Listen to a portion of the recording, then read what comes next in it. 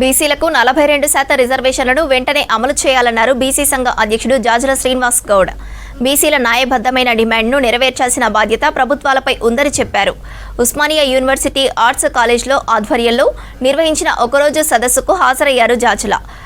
OU VC professor Kumar సదస్సులో chief గెస్ట్గా పాల్గొన్నారు. రాష్ట్ర ప్రభుత్వ నివేదిక ఇచ్చిన రిజర్వేషన్లు అమలు చేయడంలో కేంద్రం నిర్లక్ష్యం చేస్తుందని మండిపడ్డారు. బీసీల అభ్యున్నతికి రిజర్వేషన్లు అమలు చేయాలని డిమాండ్ చేశారు. బీసీల అభివృద్ధి దేశాభివృద్ధిగా ఒక సామాజిక అంశంగా చూడవలసినటువంటి బాధ్యత ఉన్నది. కాబట్టి ఇప్పటికీ తెలంగాణ రాష్ట్రంలో కులగణన జరిగింది. కులగణన జరిగిన తర్వాత అసెంబ్లీలో బిల్లు చేశారు. అసెంబ్లీలో ఏకాభిప్రాయంతో చట్టం చేశారు.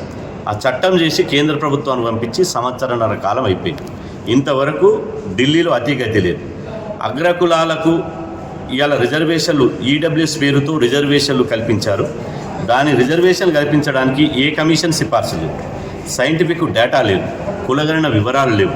అయినప్పటికీ కూడా అశాస్త్రీయంగా వాళ్ళకు అన్యాయంగా రాజ్యాంగానికి విరుద్ధంగా 48 గంటల్లోగా 123వ రాజ్యాంగాన్ని సవరించి ఈడబ్ల్యూఎస్ రిజర్వేషన్ కల్పించారు.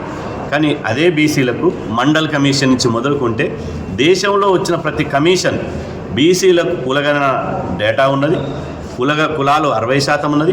సామాజిక వెనుకబడితనం ఉన్నది. కాబట్టి వీళ్ళకు ప్రపోర్చునిటీ రిప్రజెంటేషన్ కల్పించాల్సినటువంటి అవసరం ఉంది అని ఇలా కేంద్ర రాష్ట్ర ప్రభుత్వాలకు వాళ్ళు సిఫార్సు చేశారు.